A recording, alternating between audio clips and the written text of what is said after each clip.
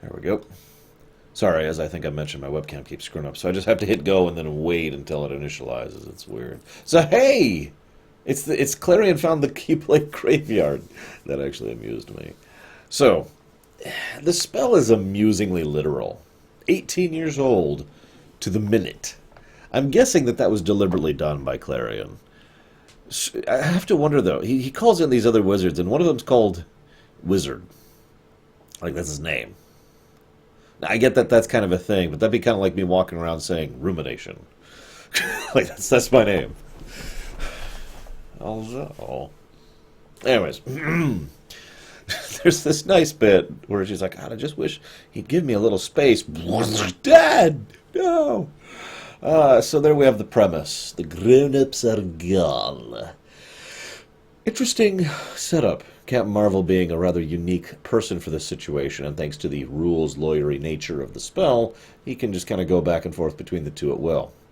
We do see that they are spatially locked. Wherever you vanish from one, you show up in the other. It is interesting to me, though, that Billy Bateson doesn't actually have access to the tower. You'd think they would have programmed that in so he could get in as Billy. In fact, I'm not sure why they haven't. I wouldn't be surprised if one of his first orders of business after this is to fix that little oversight. I can just imagine him going to Bats. Dude, I couldn't get into the tower. I couldn't access the Zeta network. What the hell? Anyways. They acknowledge the cars. Nice touch. I also really love the idea of Superboy picking up the kid who's got a Superman outfit. And the kid's like, ah. But then the kid sees the Superman logo on his chest and says, ah. And the familiarity helps the kid calm down, because that's probably how that would actually work.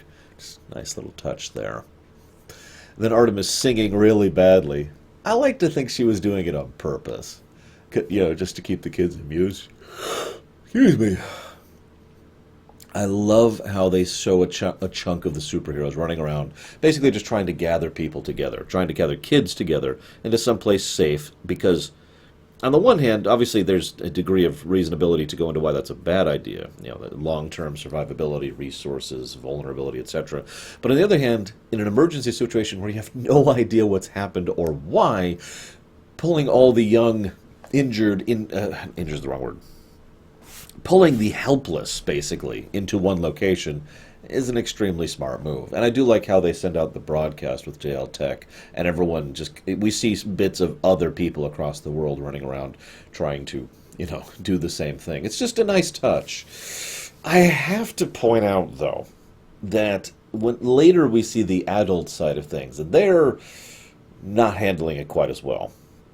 Although, in the interests of fairness, the only incident we see is one that was specifically incited by Sportsmaster. But they still devolved into a mob trying to attack the authorities. So, anyways.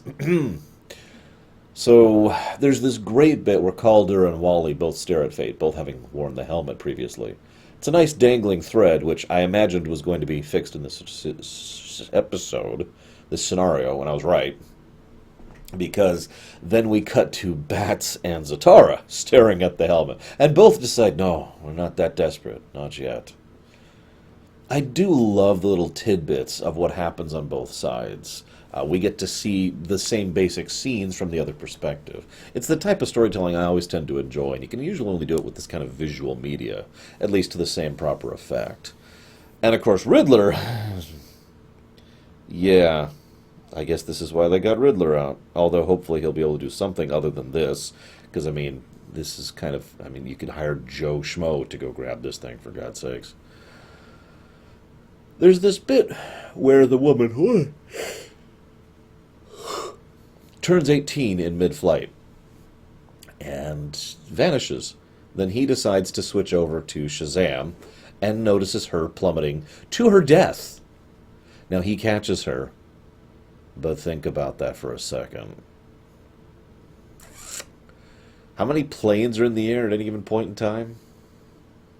Yeah. Let's stop thinking about that for a second. I really like how the camera angle kind of shifts back and forth between the two multiple times for the rest of the episode. Like I said, it's good stuff. It's good stuff. I love it. Even during the action sequence. And once again, by the way, we see the Blue Lightning death is just working weirdly well. And Clarion just pieces out at the end. Like, nope, okay, that was fun. Bye.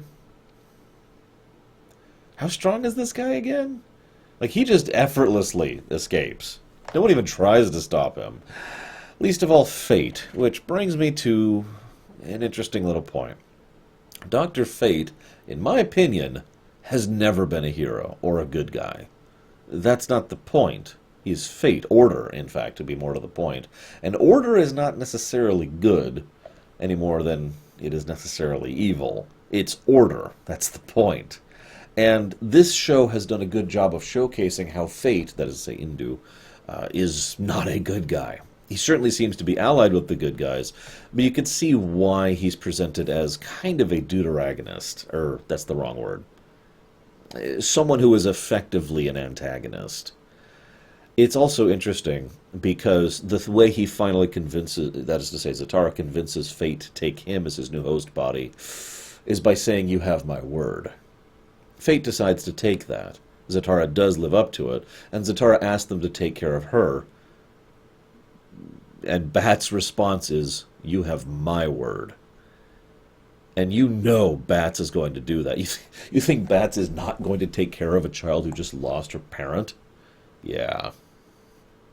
It's a nice little tidbit, and of course, it calls back to their relationship in general, which has been demonstrated several times as him not sure how to deal with things and not wanting to let go, and her stifling under his influence.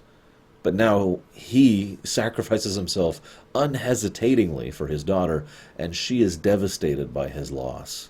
Which is logical and makes sense, which is the only reason I even point that out. It's nice to see things actually making sense in fiction like this. And at the end, the light wanted the starfish thing.